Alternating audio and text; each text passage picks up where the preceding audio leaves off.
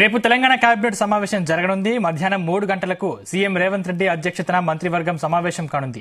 EC ఆదేశాల మేరకు ఈ కేబినెట్ మీటింగ్ లో అత్యవసర అంశాలు మాత్రమే చర్చించనున్నారు. జూన్ 4వ తేదీలోపు చేపట్టాల్సిన అత్యవసర అంశాలు, ఆ తేదీ వరకు వేచి ఉండటానికి అవకాశం లేని అంశాల్ని మాత్రమే చర్చించాలని ఈసీ షరతు పెట్టింది. లోక్సభ ఎన్నికల ప్రక్రియ పూర్తయ్యే వరకు హైదరాబాద్ ఉమ్మడి రాజధాని, రైతు రుణమాఫీ అంశాలను వాయిదా వేయాలని స్పష్టం చేసింది. ఎన్నికల ప్రక్రియలో భాగస్వాములైన అధికారులు ఎవరూ కేబినెట్ సమావేశానికి హాజరు కావద్దని ఈసీ పేర్కొంది.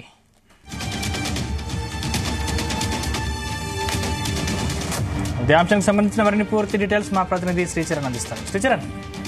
సందీప్, రేపు మధ్యాహ్నం 3 గంటలకు కేబినెట్ సమావేశం కానుంది. తెలంగాణ కేబినెట్ సమావేశ నిర్వహణకు కేంద్ర ఎన్నికల సంఘం గ్రీన్ సిగ్నల్ ఇచ్చింది.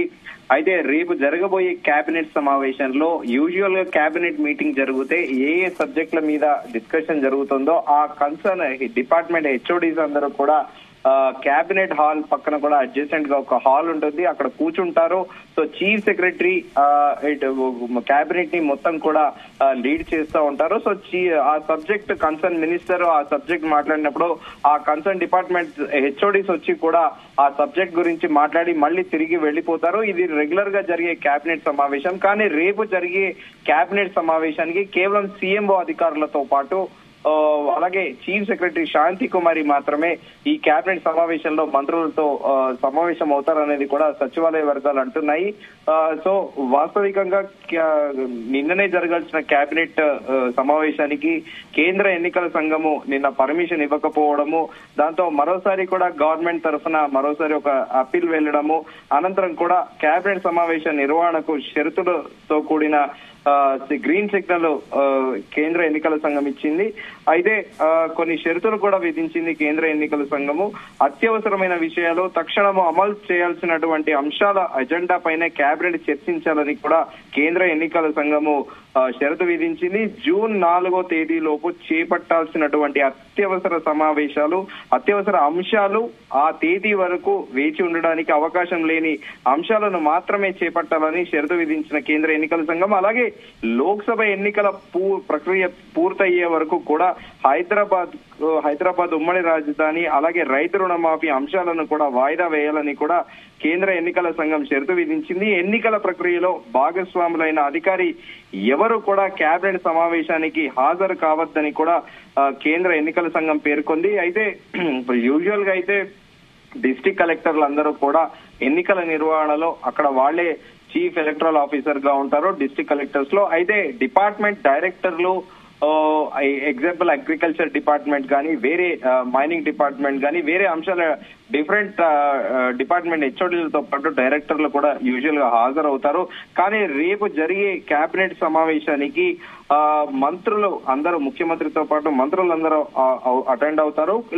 అధికారులు కూడా కన్సర్న్ డిపార్ట్మెంట్ హెచ్ఓడీలు కూడా హాజరవుతారా అనేది కూడా దాని మీద స్పష్టత లేదు. యాక్చువల్ గా అయితే ఎన్నికల సంఘం చెప్పినట్టు ఎవరైతే ఎన్నికల ప్రక్రియలో భాగస్వాములైన అధికారి ఎవరు కూడా కేబినెట్ సమావేశానికి హాజరు కాకూడదని ఒక షరతు అయితే విధించింది. మరి రేపు చూడాలి ఏ సబ్జెక్ట్ మీద ముఖ్యమంత్రి చర్చించనున్నారు మంత్రివర్గంతో, అలాగే ఏ డిపార్ట్మెంట్ హెచ్ఓడీలను పిలుస్తారనేది దాని మీద అయితే ఇంకా స్పష్టత లేదు.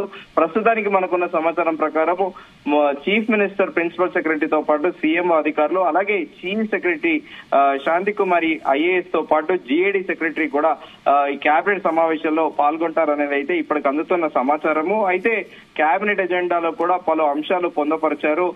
మొదటి నుంచి కూడా ఈ రైతు రుణమాఫీ ఒకటి ఇష్యూ, అది దాంతో పాటు పునర్విభజన జరిగి 10 ఏళ్లు పూర్తి కావడంతో ఇక్కడున్న ఆస్తులు ఇప్పుడు ప్రస్తుతానికి ఏదైతే ఉన్నాయో ఆంధ్రప్రదేశ్ కి చెందిన గవర్నమెంట్ ఇన్స్టిట్యూషన్స్ అన్ని కూడా జూన్ 2 తర్వాత 10 ఏళ్ల కామన్ క్యాపిటల్ అనేది టైం పీరియడ్ అయిపోతుంది. 10 సంవత్సరాలు మాత్రమే కామన్ క్యాపిటల్ గా హైదరాబాద్ ని పునర్విభజన యాక్ట్ లో పొందపరిచారు. అయితే ఈ జూన్ 2 తోని 10 ఇయర్స్ అయిపోవడంతో ఆంధ్రప్రదేశ్ కి చెందిన ఆస్తులన్నీ కూడా ఇప్పుడు తెలంగాణ ప్రభుత్వం ఆధీనంలోకి రానున్నాయి. దీని మీద ఎలక్షన్స్ కమిషన్ అయితే ప్రస్తుతానికి జూన్ 4 తర్వాతనే దీనిపైన డెసిషన్ తీసుకోవాలి. కేబినెట్ లో దీని మీద డిస్కస్ చేయొద్దు అని కూడా స్పష్టంగా ఆ షరతులు కూడా విధించింది. అయితే ధాన్యం కొనుగోళ్లు పురోగతిని సమీక్షించి వచ్చే ఖరీఫ్ పంటల పైన కూడా ప్రణాళిక పైన చర్చ జరగనుంది అనేది కూడా ప్రాథమిక సమాచారము. ఒకవేళ ఇప్పుడు ప్రస్తుతానికైతే ఈ నేషనల్ డ్యామ్ సేఫ్టీ అథారిటీ ఇటీవల ఇచ్చిన మధ్యంతర నివేదికను కూడా దీంట్లో కేబినెట్ లో